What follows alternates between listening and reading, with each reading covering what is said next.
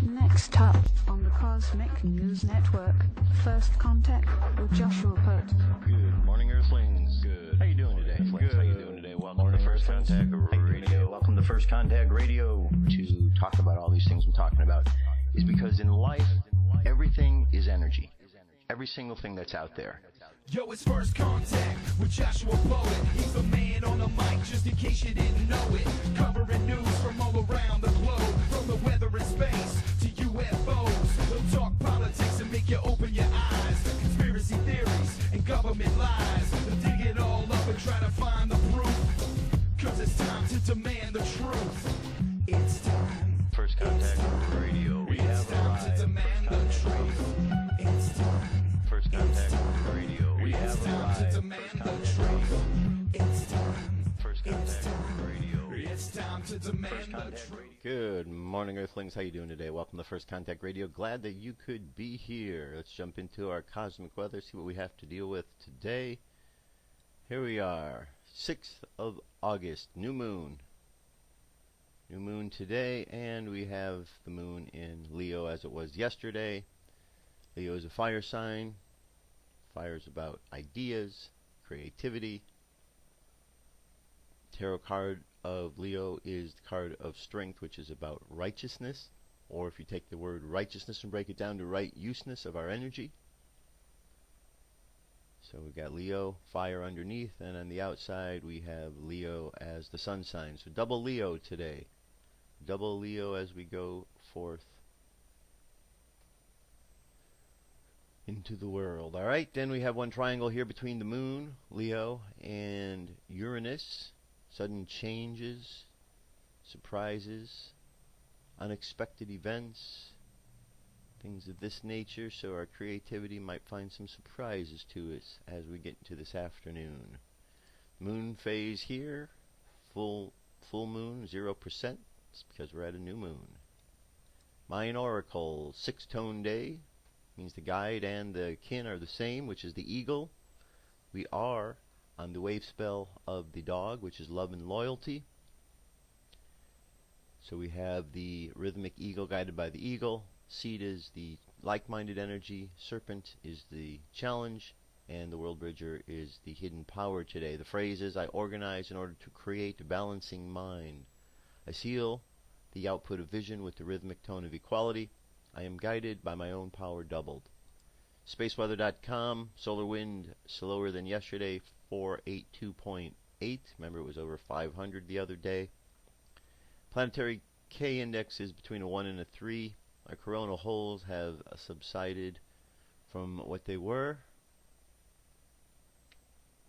And M-class flare and X-class flare is down low just like it was yesterday. Geomagnetic storm activity is up there. 40% if you're in the high latitudes within the next 24 hours.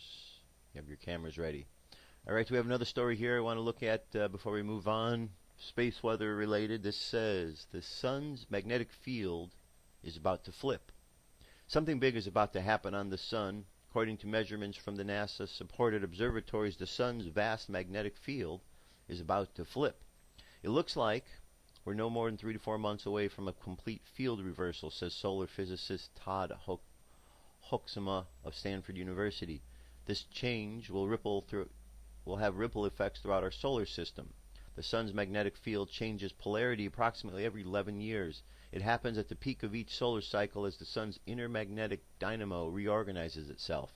The coming reversal will mark the midpoint of the solar cycle 24. Half of the solar max will be behind us, with half yet to come. Hoeksema is the director of the Stanford Wilcox Solar Observatory, one of the few observatories in the world that monitor the sun's polar magnetic fields. The poles are a herald of change, just as the Earth's scientists watch our planet's polar regions for signs of climate change. Solar scientists do the same thing for the sun. Magnetograms at Wilcox have been tracking the sun's polar magnetism since 1976, and they have recorded 3 grand reversals, with the 4th in the offing. Articles there for you can check it out. So something to be aware of. Nice little reversal of the sun. How will that affect us? Well, if you think about it, sun's putting out electromagnetic energy. Okay, all this magnetism. We are beings, receptors of this energy. So when the sun flips poles, reverses, it's obviously going to have some sort of effect on us as well because we're all connected. So let's pay attention to what's going on to the sun, the light around us, and see what happens. Here's a little bit more update on things. This is Suspicious Observers Report for today. Good morning, folks. Apart from the drawback of having to sign up at the White House website, this is as good as it gets. Any petition with 100,000 signatures must be addressed by the President of the United States. I have to believe the only reason this still has 80,000 to go is because people just don't know about it. Organic, please? Thank you. I'll sign that petition today. Kind of a downer to go along with this story is the new strain of drought-resistant rice. I thought Japan was against this stuff. I've also linked a terrific article on the Titus Bode relation of where you can find planets in a solar system. That's a long-time fascination. Hold on a second here. I believe that we are looking at the report from yesterday. Let's find today's report here. There we go. All right. One more time. Good morning, folks. Many questions about the solar pole flip. Those who have been at this channel a while know it flips every sunspot cycle for a complete magnetic cycle of 22 years. Those who watch here have also heard that the north pole of the sun has already flipped. We are now waiting for the south, which honestly looks like it could be flipping now, right in the process. A secondary aspect of this article is the electric discourse surrounding the sheet within which the planets orbit, bobbing in and out. Essentially, our entire solar system is bathed in this electric sheet.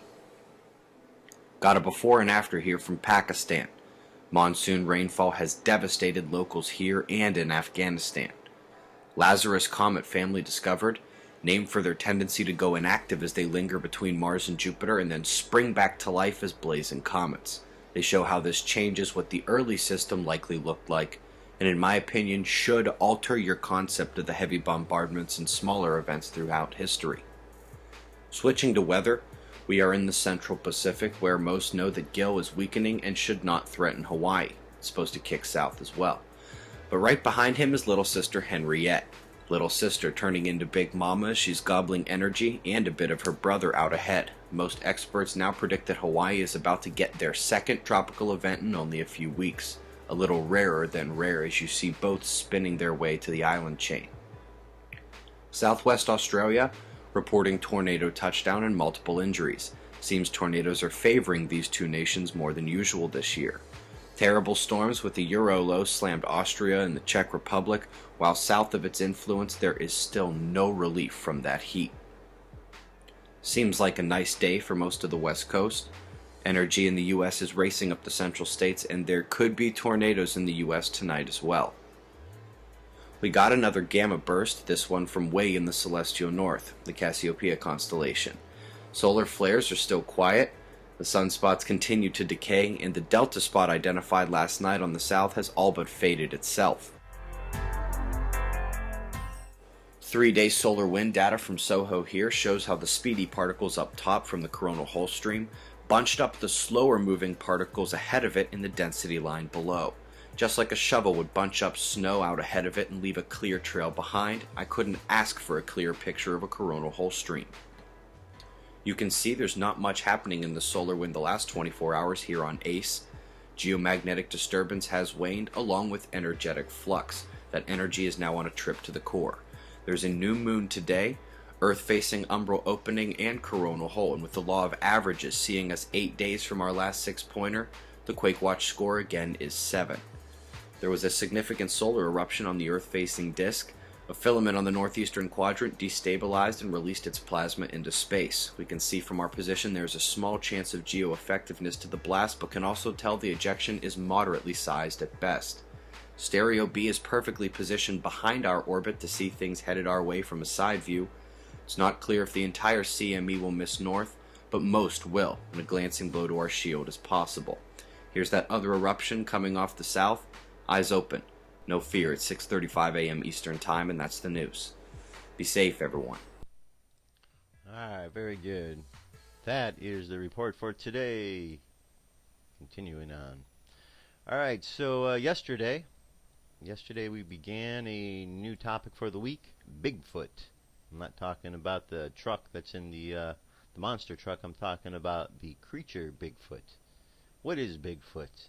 Is it a big ape-type creature? Is it a man? Is it a cross between a man and Neanderthal? Is it something else? It's a different species? I don't know. But there's been a lot of speculation. There's certainly been a lot of research. We've all seen a number of programs that are on television about this. So it seems appropriate to look at the subject. We saw some things yesterday. Interesting how the man and the dog were out there, and the Bigfoot, the alleged Bigfoot who knocked down the tree. Pretty interesting. So this one here is called "What is Bigfoot and is the Yeti Real?" from Truthloader Investigates is what it says. So let's check this out. Here we go.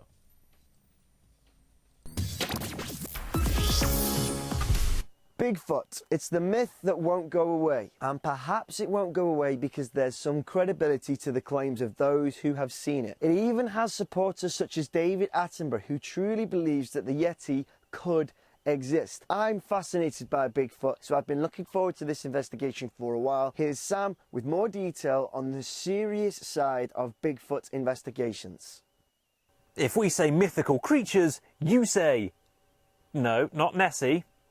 Bigfoot. That's right, you say Bigfoot. But just how mythical is the mythical Sasquatch? Well, according to an increasing number of researchers and one Oxford University study, it might be more real than we ever imagined. I feel like I know empirically that they exist based on experiences that I've had, things that I've seen, evidence that I've seen. Matt Pruitt has been analysing witness statements and video footage of Bigfoot sightings for more than 8 years as a project coordinator with the Bigfoot Field Researchers Organisation. And he's convinced there's a Yeti out there in the North American wilderness. I've had a number of experiences that have convinced me beyond a shadow of a doubt that these things do exist. There are similar hominids, I guess you could say, or mystery primates around the world, primarily in Asia and some in Australia. But, Bigfoot was coined in North America. It was coined in California in 1958. So the idea of Bigfoot or Sasquatch is really a North American idea, even though similar things are seen in other places. Now that there are more of us that are going into the field trying to collect valid data, collect valid evidence, and now there's a growing number of people who are willing to look at that evidence, objectively. I do think that the gap is closing in terms of how close we are to fully understanding and accepting these things. And he's not the only believer.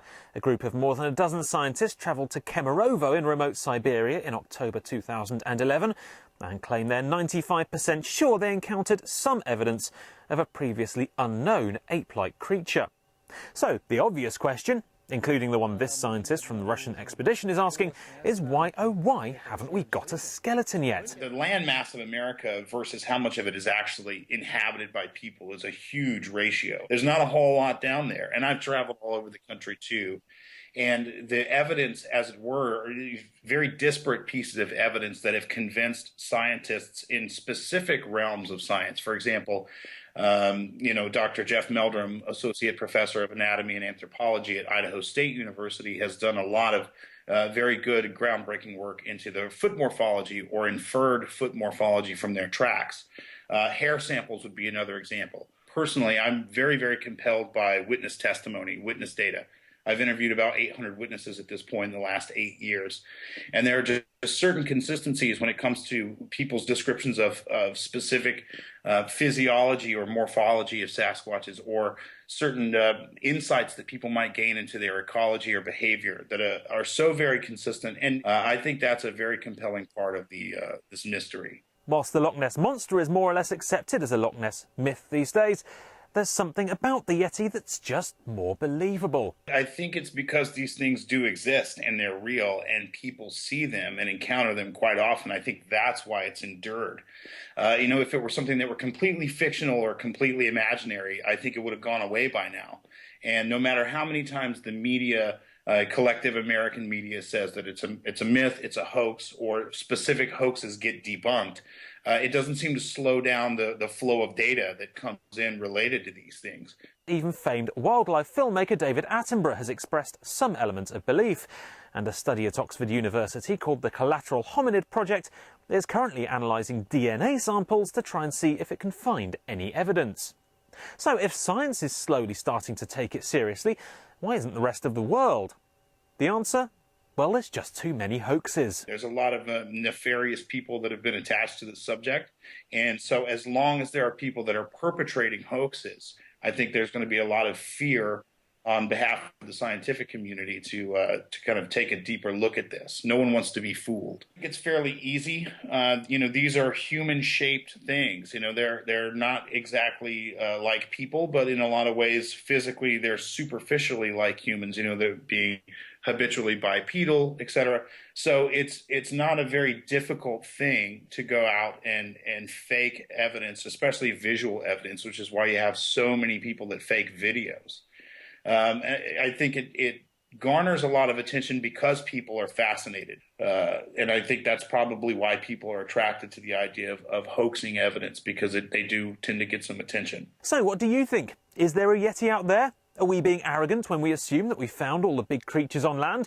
Or are we just chasing ghosts? Let us know what you think. So does Bigfoot exist? Have you seen Bigfoot? Do you have a Bigfoot story or a Bigfoot picture? Send us your pictures, your comments, your thoughts, your questions, everything into the comments section. We might be able to read them out on Truthloader Investigates Live next week. If this is the first time you've seen Truthloader, hit subscribe so you don't miss out, and check out all of our content, which is in the great end board that you're about to see now. All right, very good. So there you go. That's what's going on with Bigfoot. Isn't it weird what fear does to people? Fear stops scientists and people from investigating things that they could and they should. So silly. So silly. All right, there you go. UFO news is up next.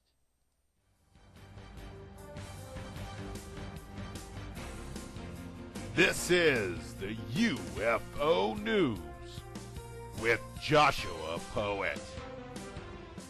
All right, Dirk, thank you very much. Today, 6 stories. Story number 1 comes to us from Norfolk, Virginia. This was on the 2nd of August. Mysterious object falls from sky. Area sealed off by military. Simply, nobody will be giving any credence to officials in America who have stated that a mystery object which fell from the sky this week after the surrounding area was evacuated and sealed off for some time, police and military personnel, was just a weather balloon. Reportedly, large numbers of government operatives from various agencies converged urgently on a residential neighborhood in Norfolk, Virginia on Tuesday after an unidentified object fell from the sky. News reports described the object as something odd, with some eyewitness accounts saying it resembled a balloon and others saying that the crash-landed artifact had a structure similar to styrofoam. According to local TV news, one person told authorities it was making a strange noise. People living and working in the immediate area rapidly evacuated, and the district was sealed off by a combination of police and military personnel. The presence of operatives from shadowy federal agencies and overall charge of the incident was of course not mentioned by spokesmen during the media. However, it was revealed that the initial contact with the landed object was handled using a robot. Following this, there was a consultation with the experts from NASA. Not long after, the mystery object from the sky was apparently loaded onto an unidentified government vehicle and removed from the scene.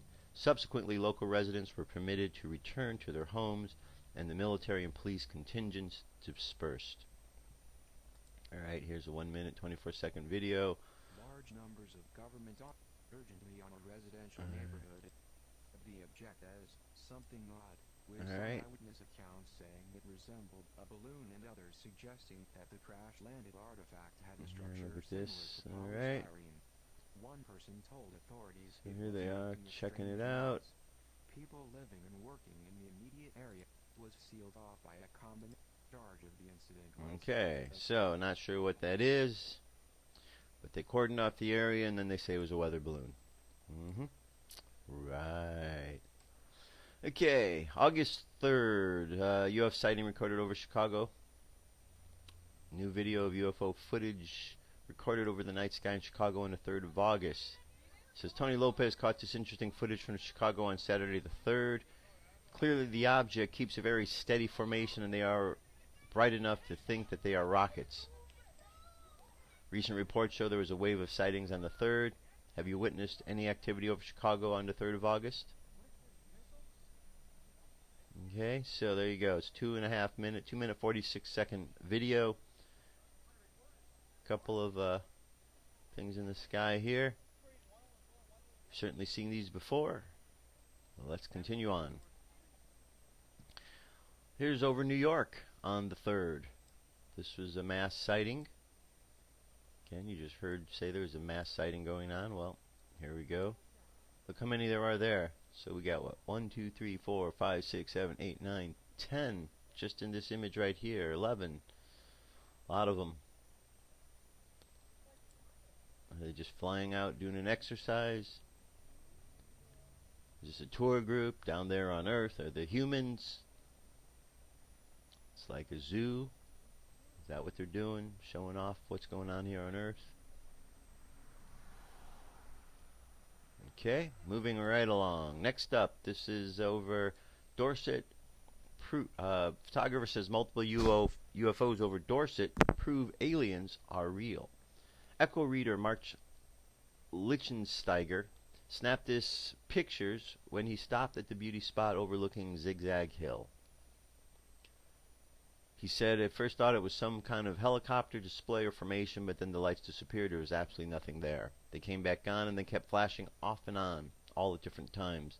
There must have been 5 or 6 lights, which were all stationary in the sky. Mr. Lichtensteiger of Gillingham said that he was baffled by what the lights could have been. I asked a few people and even checked it out with the Army, but no one seems to know. It does fuel your imagination a bit. He added that the lights, which were sighted at the beauty spot near Shaftesbury, attracted a lot of attention from passersby who stopped to have a look. Alright, so there's our lights in the sky. Can you see them? Right out here. That was 1, 2, 3, 4, 5 perhaps. Okay, link will be available. Check it out. UFO hovers over Fresno with changing colors. Mike Ekesian records a hovering bright orb UFO outside of his house. The object is no lantern or aircraft, but one thing is for sure. It's very unusual and very bright. There have been a spate of UFO sightings right across the U.S. from August. In the U.S. from the 2nd of August to the 4th. Okay, objects which traveled state to state and recorded, which scrubbed out lanterns, which state news claims is responsible. This is no lantern. Okay, so again we have the media just want to tell us these are just Chinese lanterns floating through the sky. Why? Because the media is filled with media whores that don't want you to know what's going on. So they tout the party line, hoping that your common sense is not very strong, so that when they tell you that what you saw with your own eyes you didn't, you'll believe them. It's always good when they're able to affect the mind because, well, it helps their agenda. It definitely helps their agenda. Okay, moving on from here. Last one, this was over Peru. Object in question. And it said the UFO appeared between 10:45 and 11:10 in the morning over the city of Huánuco, Peru. It is suspended for more than 35 minutes in the heavens above my city. The UFO changed shape and size. You can see that a silver object was hovering at about 1,500 meters. Okay? So there you have it. The video itself is a minute and 23 seconds long. And I'm going to leave the link for you to check it out on your own. Okay? Right there. That is our UFO news for today. So, as you can see, there's no shortage of UFOs coming in. We just need to pay attention a little bit more. Maybe check into the sky, see if we can see them on our own. We also need to pay attention to the stories that are coming out from government leaders about such situations. You see, when there's more and more sightings in the sky, I see them, you see them, others see them. I know that what I see with my eyes is what I see, so do you. I don't need somebody to tell me that I didn't see something. I'm not going to play that game, and I know a lot of you don't need to play that game either. Your eyes are very good. You see what you see, you know what you know, and you don't need someone in the government trying to disinform you otherwise because they have an agenda. When we come to realize what's going on, we see that it is important to pay attention to what they're saying, because you have to wonder, are those here on Earth that are pointing out the aliens, the extraterrestrials up there, pointing them out as potential bad guys, are those here on Earth doing that? Are they actually the bad guys? Something that you need to ask yourself, because so many people are willing to give up power to the Earthlings, to those who are enslaving them, and say, oh, we can't trust the aliens. How do you know? How do you know? Why is it that you're so loyal to those people on Earth who are so willing to enslave you and to hurt you, and think that they are possibly better than anyone else that's out there? How could you dismiss the possibility that there's loving entities in the universe that want to help us? All you got to do is listen to the words that they are speaking. Pay attention to what they're doing, and then compare that to what's going on here down on Earth. You see the wars going on. You see the countries are led by warmongers. Something's not right about that. We've been conditioned to believe that that is acceptable. And as long as we continue to believe that's acceptable, there'll continue to be more wars. Perhaps there's a better way. Perhaps that is what this agenda is, this extraterrestrial agenda that's going on. Perhaps it's about showing you a better way. So maybe the secret is to find a way to get past all the conditioning that has been done to convince you that war is good, and actually turn your attention to the other side of things, that war is bad. Peace is good. Love is good. Those things are good. So, just some thoughts. I don't completely trust what the governments of the world say about what's going on with the extraterrestrials, because I believe they have their own agenda. I believe that the governments of the world have been infiltrated by those ETs that we consider the negative ones, the reptilians and those who are wish to be harmful. So I don't look to see that there are those up there that are wanting to hurt us. I already know that there are plenty of those down here on this planet that want to hurt us. I just know that the stories say that there are those out there that want to come down to help us. And they're just biding their time because they know that those down here that want to hurt us also want to hurt them. It's a real easy thing when you think about it, and when you just use your common sense and put it together, it's not really too difficult. Sooner or later, we're going to have to deal with this reality. And we're going to have to decide whose side we're going to be on. Are we going to believe just because we're living here on Earth and there's all these other humans here that if some human in one of the government agencies says that we have to shoot at the extraterrestrials, are you going to do that? Are you going to feel that that's the way to go? Because what if they're wrong? What if you're being misled by humans that have some agenda that is not in sync with the bigger picture? It's quite possible. It happens all the time. Let me let you in on a little secret here. Humans lie. Not all of them. Not the majority of them. But there are those that lie, and there are those on this planet, other humans, in case you didn't know, and I know a lot of you do, but there are other humans that are power hungry and greedy, and there's a small minority that is working on this planet to keep everything for themselves and not care about the other people. Believe it or not, that's real. So we need to pay attention to what's going on. All right, that's our UFO news for today. I'll be right back. What if our government was responsible for some of the greatest crimes against this nation? Would you really want to know? These are big questions, but these questions deserve answers. It's time to demand the truth. People should not be afraid of their governments. Governments should be afraid of them. 9/11 was an inside job. Kennedy was killed by the CIA. Jimmy Carter saw UFO. Answers to secrets you need to know. So wake up, wake up, wake up, wake up. Wake up, wake up, wake up. Wake up, wake up, wake up, wake up.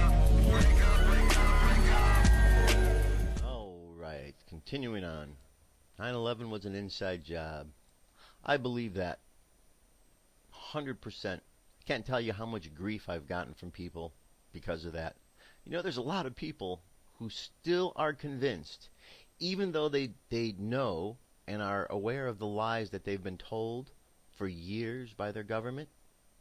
There are people still convinced that this lying agency in this event of 9/11 is telling them the truth. They've lied to them about other things, but on 9/11, that was the truth. On 9/11, it was the truth, And we shouldn't question anything. We shouldn't question that they cleared the crime scene. We shouldn't question that they found the password. We shouldn't question any of that. At least that's what some of them think. Well, I believe we got to question everything. Because if we don't question things, then we're going to find ourselves in a real problematic place one day. If we don't question things like, why is the NSA spying upon us? Then they're going to continue to do it. Well, that's what's going on. People are asking, why is the NSA spying on American citizens? Who are these low degenerate individuals that have nothing better to do in their life but to spy on American citizens? Who are these scumbags? Yep, I know. They're the NSA. An agency that's supposed to be out looking for your best interests, but they're not, folks. Some of them are. I'm sure that there's a good amount of you in the NSA that are out there for the best interests of the people. But I'm sure there's a bunch of you who are real low-life scumbags out there that are working with an agency and you're completely against what the people are about. Shame on you. Your days are numbered. I'm not worried about that because I know prophecy says that the return is going to happen and they're coming to take out the wicked and the ungodly.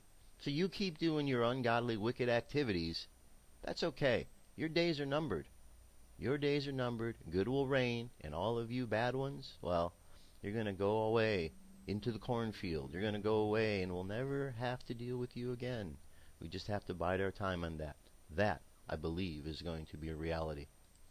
All right, this is Judge Napolitano talking about NSA spying. Here we go. No surprise, Fox News senior judicial analyst Judge Andrew Napolitano has an opinion on all this. If I could just weigh in on the intro, the Supreme Court wouldn't take the first step. The Supreme Court would take the last step. The last stop on the line. The Supreme Court will have the final word on this. Somebody will challenge something somewhere along the line. It'll make its way up to the Supreme Court. And so what happens? Play it out. Well, look, the reason we're discussing this now is because the Chief Justice of the United States over the weekend, while on vacation, in an offhanded manner said to a reporter, look, this privacy stuff is all over the place. Right. I pulled it out, a cell phone just like everybody else. This is the Chief Justice saying this now, not me. Sooner or later, we're going to be reviewing the ability of the federal government to get inside of this. I don't want to give you any thoughts on it because I may be having the final say on it. So because he like everybody else, reads newspapers and goes on the internet and is aware of what's happening, he knows that this will eventually get to him. The reason it will eventually get to him is because it is so unbelievably widespread. I mean, prevalent. On June 6th of this year, just 2 months ago, when Edward Snowden revealed what he now revealed, the government denied what it now admits, which is that it has the content of every email, every text message, and every phone call in the United States of America for the past fill in the blank. They won't tell us what the blank is. Initially, they said, no, we only have identifying information. We know to whom it was sent, by whom it was sent, how long the call was made, and where the caller was. Do you believe but that's not true. We now know that they have everything. They have it all. Whether or not they have read it, whether or not they have listened to it, they haven't said, but we know they can with the pressing of a couple of keys on their computers. So what it boils down to then, it will end up in the Supreme Court more than likely, and the government will argue that, look, this is a matter of national security. So does it come down to what actually qualifies as national security? It comes down to what the Congress permits the Congress to do in the name of national security or anything else. Okay. Start with basics. The Constitution is the supreme law of the land. It created the presidency, the courts, and the Congress. They can only do what the Constitution authorizes them to do, no matter how emergent is their need for action. I don't believe any of this, though, Judge. Do you believe that they have access to every single text, email out there? Anything I text right now, they have access to? I believe it for a couple of reasons. I believe it because Snowden and other NSA whistleblowers, including a very famous one named Thomas Drake, who was prosecuted by the government, and the prosecution was tossed, have said this. And I believe it because the government has not denied it. And I believe it because the president, who said 2 months ago they can't listen to your phone calls and read your texts, has stopped saying that. So I do believe that they reluctantly acknowledge that they have this power. I also believe it because Congressman Rogers, the chairman of the House Intelligence Committee, asked General Keith Alexander, the director of the NSA, does the NSA have the ability to read emails and listen to phone calls? Answer, no. We don't have that authority. Question asked about ability. Answer replied about authority. In other words, He very carefully parsed his words Someone said yes. because he was under oath when he answered that. That's very, very frightening if all that's true. It is frightening. We live in frightening times. We do. Judge Andrew Napolitano. See, what she says is kind of telling. That's very frightening if that's true. Man, the people that work in the mainstream media, I got to wonder how misinformed they actually are. Can you imagine going to work on a daily basis and just being misinformed, having to lie to the American people, and then yet not even know what you're saying? I mean, some of them just read teleprompters and don't even know what they're saying. That's why they'll say things without even thinking about it. They just read. That's all they are. Reading people. They don't put any thought into it. It's just sad. And then we rely upon them as some sort of an expert. They're just lying to you over and over and over. They're clueless. Clueless bastards, all of them. Okay. T.S.A. Now this ties into the last story. N.S.A., right? N.S.A. is spying on people. Now this is something that we've talked about for a while. This has been going on. We've talked about how Hitler and what happened in Nazi Germany is happening here in America. People are in denial of it, but it's true. Go find some pictures of Adolf Hitler hanging out with little children when he's signing documents and doing things. You know what? You can find pictures of Obama doing exactly the same thing. Obama, when he came in, said he was going to have an army, a force that was just as strong, just as powerful. And though the years have gone by, many don't realize that Obama has been building that army. He's building it slowly, and people are completely unaware. And you've got these young punks who are out there blindly loyal to Obama, and it's scary to watch some of the videos, how they're just spouting out this poison and spouting out this hatred. It's just horrible, and yet that's going on. Here's an article to show this expansion of power that's taking place.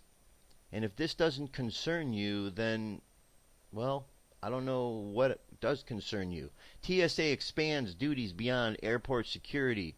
As hundreds of commuters emerged from Amtrak and commuter trains at Union Station on a recent morning, an armed squad of men and women dressed in bulletproof vests made their way through the crowds.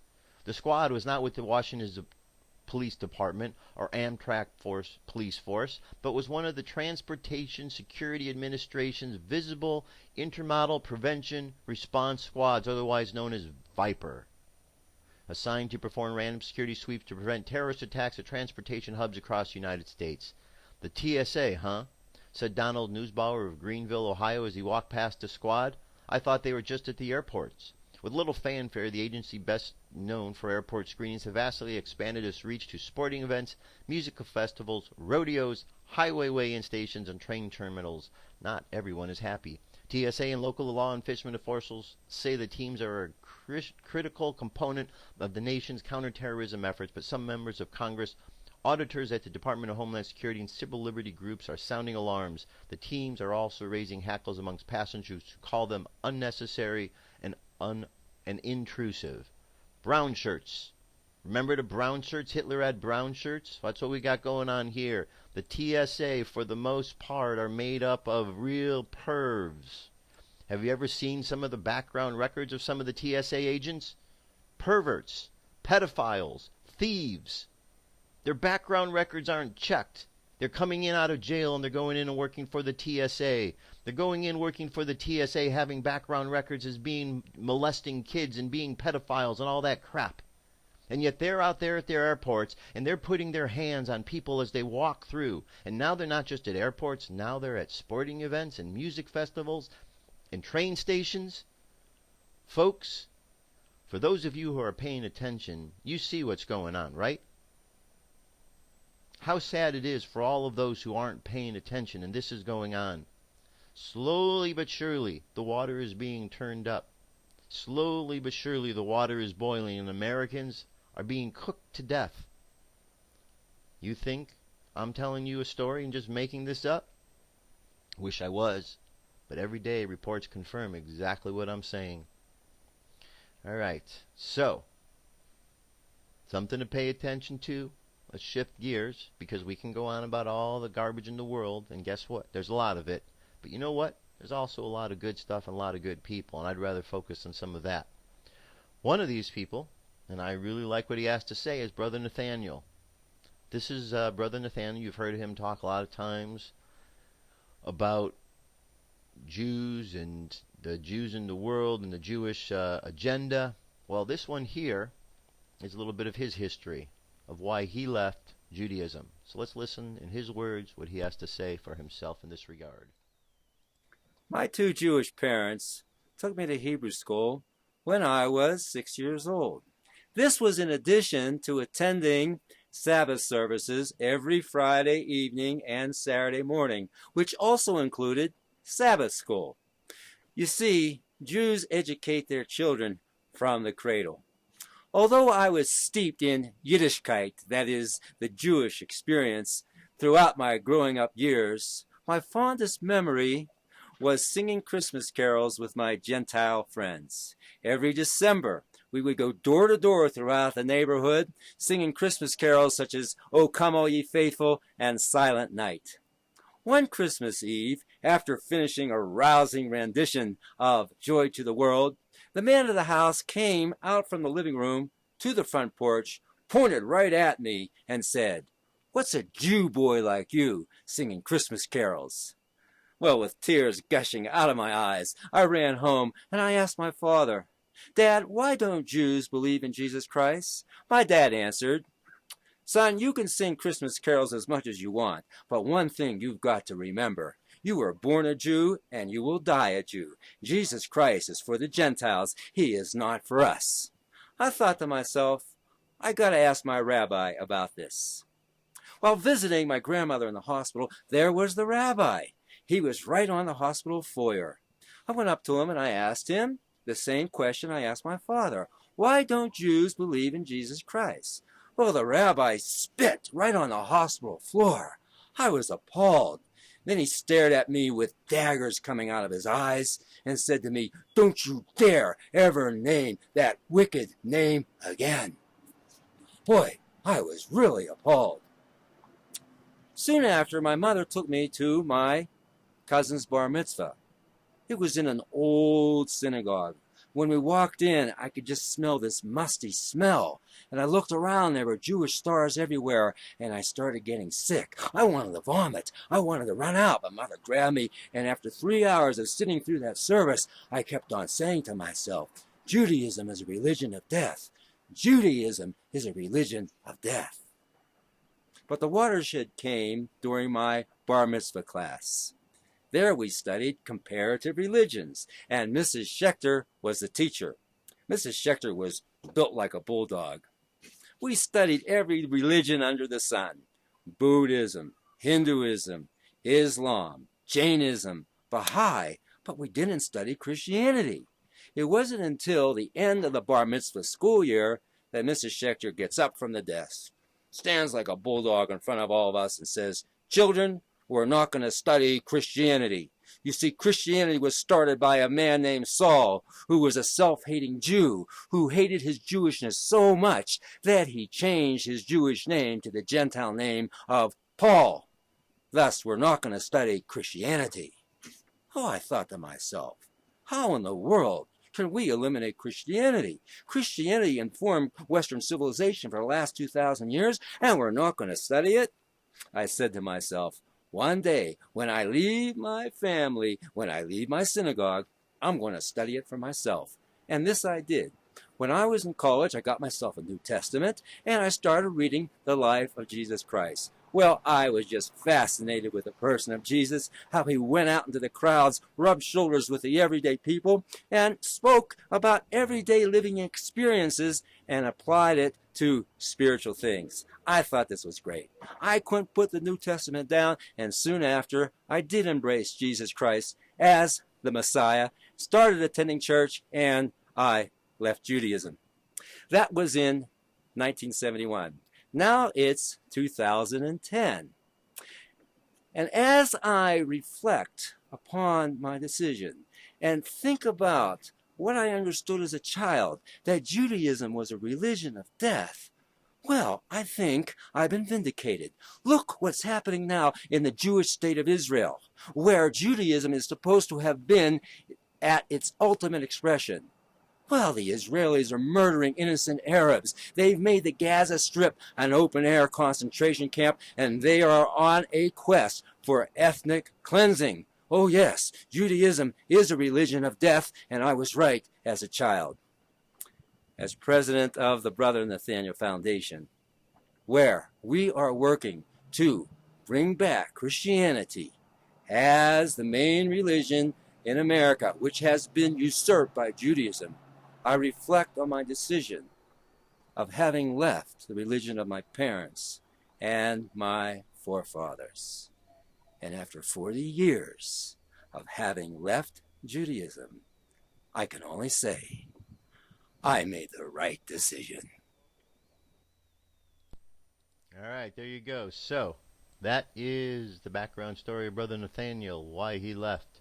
Good reasons, right? You know, I never understand the whole Jewish mentality of not accepting Jesus. I keep hearing the stories, the Jewish people are the chosen ones, but then we hear that the Jewish people had to wander for 40 years, 40 nights. Maybe it's because there's a lot of problems in there. Maybe God's trying to straighten out the Jewish community and they're just got too many problems and not accepting the very things that they should. I don't know. I just think that there's a issue there that needs to be looked at, and some very closed-minded people that really need to kind of open and see what's going on. Just my opinion. Take it for what it's worth. Moving on. All right, the fifth dimension. I'm not talking about the musical group. I'm talking about the place where we're going. This article from in5d.com says, How to Shift into the Fifth Dimension, 7 Things You Must Know, by Hannah. We are moving to an amazing era of New Age, or fifth dimensional Earth, which is full of extreme heavenly bliss. However, it's up to us to allow the flow of energy from the Creator to manifest literally anything into our experience. Since our Creator made ourselves in His image, we have a free will to create anything that we want in our reality. Most of the humanity this time is in power and control from government and corporations, as we do not know our true nature as our Creator in creating realities that involves a lot of stress and struggle. A lot of us are waking up. We are enlightening others about their lost powers. Goes on to say, the need at this time is to be more spiritual and to understand and practice it. No one can force anyone to believe anything in spiritual stuff. However, with changing vibrations, you won't be able to survive in the negative influence and will very soon know who you are. To enter into the fifth dimension, Earth, it's important for you to be happy and motivated all the time. Let the feelings be your guide and understand the following points.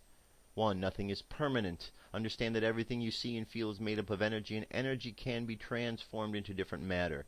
Everything around you has had some consciousness. Reason you are here on Earth is to experience and to expand your consciousness, as everything possible has already been done. 2. Live in the moment of the now. Your past, future, and present is happening right now. There's no concept of time in the spiritual world. That's what fifth dimensions and higher are all about. 3. Set no goals. By setting goals, you are trapping yourself into the future which you haven't manifested yet and struggle to achieve those goals. The problem here is that most of us set goals which are very small and feel happy about manifesting them. If you are setting goals like pay bills or go to the grocery, then you probably should know how to order from the universe. However, it is always good if you maintain a journal writing down how you feel each day and what made you feel like that. 4. Everything is possible if you believe. We live in a parallel universe and create our own universe by experiencing things from those parallel universes. By having a desire and feeling good about having it, you are shifting your universe. More faith you have in yourself. It'd be much easier to manifest or experience anything. 5. Ask and it is given. The law of attraction is universal law, which says like attracts like. That's why people say it's think big, because when you think big and have faith, the universe will match your exact vibrations. The more you allow, the more you manifest. Manifestations in 5D Earth are instant, and there's no concept of time. 6. Do only things that you love. By doing things that you love, you are allowing the universe to shift itself and give you more and more experiences of things and events that you would love. And 7. We are all one. Everything in consciousness Everything is consciousness. The air you breathe or the mountains that you see are made of some spiritual beings. All of us on planet Earth are given free will, which is not so with most of the planets. However, there's a lot of judgments and differences that we create in our mind and don't exercise our free will properly, living in the world full of discrimination. New Age or 5D Earth is all about an enlightened society of people where there is no discrimination and your manifestations are instant. We also know that as humans we are eternal beings and don't die. Understanding spirituality can be very profound unless you practice and have full faith in Creator. With the help of angel guides and wisdom gained over the years, I've written a number of articles and writing a lot, many to help you awaken your true nature. Alright, so the fifth dimension. You've heard Dolores Cannon talk about it, you've heard others talk about it, the shift that we're in the midst of. We are in the midst of a shift right now. And I know a lot of you are feeling it.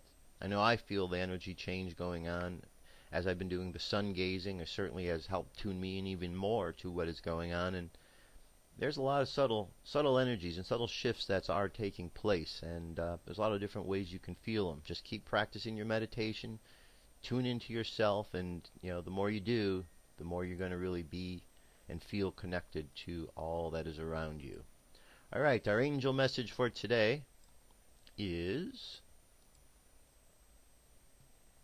any type of learning, study, or education can help your life's purpose at this time. Okay? Any type of learning, study, or education can help your life's purpose at this time. In other words, keep growing, keep learning. This is a good point in time to keep doing so. Very important that we learn what's going on in life. All right? All right. So here we have a message. This is Jesus. Message from Jesus for today. Here we go. To love is to awaken, and to awaken is to love. August 4th, 2013, by John Smallman. Each human's intense and constant desire for God, the source of infinite love and wisdom who will accept everyone without exception, is the result of your deep inner knowing and your faint and wispy remembrance of your true nature at one with Him. You were created in love and you can never completely erase the memory of that divine truth. So, despite choosing to build an illusory environment in which you could play, very realistically, at being separated from God and from the love that is His in your nature, you could not and cannot remove the intense desire to be one with Him because it is your eternal and unchangeable nature. The illusion is a place of judgment, pain, and suffering, as you are very well aware, and it is not somewhere that you can find God. All your religions were founded in utter desperation because, being separated from God, love, the source of all being, as it seems that you are, is absolutely terrifying, even though it has not occurred and is impossible. God is infinite love, joy, and wisdom, all that exists. There is nothing else. But what is infinite and eternal? All life, all consciousness, all that God created is eternal, immortal, forever safe and at peace in His loving embrace. There is nowhere else that anyone could be. The illusion is an imaginary place outside reality, only there is no outside. It is in fact a very small and insignificant space within your collective mind that you have chosen to close off from God and His infinite love for you all. You have effectively said to God, this is my private space, so keep out. God gave you free will, and love never binds, manipulates or controls, so you have this imaginary private and enclosed environment which God honors. It is like a very young child closing its eyes, putting its hands in front of its face, and then believing that it cannot be seen and that no one else but it exists. Fear arrives very quickly, and so it removes its hands, opens its eyes and bursts into delighted and relieved laughter to find that nothing has changed. All is as it was. Humanity is just about ready to remove its hands from in front of its face and open its eyes. When you do so, your joy and delight will be infinitely greater than that of the child. To come home to God is your reason for awakening, for removing your hands from your eyes, and the joy that you will then experience is beyond description. You have yearned for this for eons, and yet you have avoided taking the necessary steps to achieve it until now. Only now is the realization that love is your nature breaking into your awareness. The illusion would persuade you that love comes from another, or from God, but, as is now finally breaking into your awareness, God is love and you are all aspects of God consciousness created from love, and therefore, of yourselves, you are love incarnate. Your bodies, and their apparent unending needs have hidden the truth from you, but now you are no longer able to keep that truth at bay. You have chosen to awaken, and that choice has intensified the power of the divine energy field in which you are securely and eternally enveloped, so that you can no longer deny or ignore it. You see loving behavior and loving actions occurring all around you as never before, as your choice is lived, shared, and demonstrated with increasing fervor. You are rediscovering your power to be yourselves, instead of slavishly following the crowd as it attempts to please the egoic dictator of ever-changing moods and emotions. To love is to awaken, and to awaken is to love. It is that simple, and that is what is happening on Earth at this moment. You are about to start rubbing your eyes and splashing water on your faces as the new day dawns, the eternal day that the illusion hid from you and which is not new but is brilliant and unchanging, just as it was created. You are love, you have always been love, you always will be love, and that truth is finally breaking into your collective awareness, leading to enormous changes all across the planet. Your loving brother, Jesus. Alright, very good. Very nice message, as always, from Jesus. Alright, and that brings us finally to our meditation for today. Alright, so let's, as always, let's close our eyes, take a deep breath, and exhale. Take another deep breath, and exhale again. And one more deep breath, and exhale. Alright, let's start off by activating all of our chakras, red at the bottom of the spine, orange above that, right at the belly button, yellow just below the rib cage in the solar plexus area, green at the heart chakra, blue at the throat chakra, indigo at the third eye, and violet at the crown chakra, and the light continues on into the cosmos, connecting you to all that is, was, and ever shall be. Imagine this light flowing through you, spilling out into the environment where you are at this moment, spilling out into the world, filling your place with love, light, and all of the other energies activated as the energies flow through the chakras. Now I want you to imagine those who have done you wrong, those who have in some way hurt you, and I want you to see that person clearly in your mind's eye. And no matter how upset you are with them, I want you to find a way to extend forgiveness to that person, to forgive them for their actions, to forgive them for the way in which they treated you.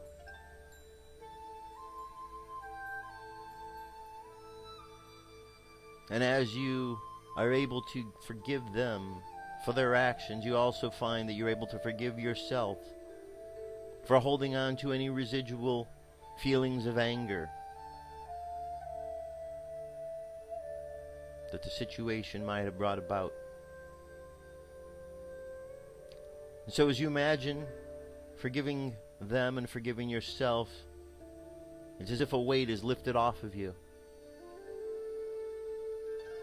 And you find that you've stepped past a huge obstacle.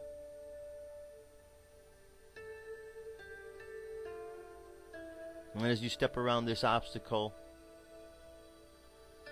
you find that the forgiveness that was extended allows you to be clearer and move through life more effectively. It allows the distractions that were in your way to be cleared.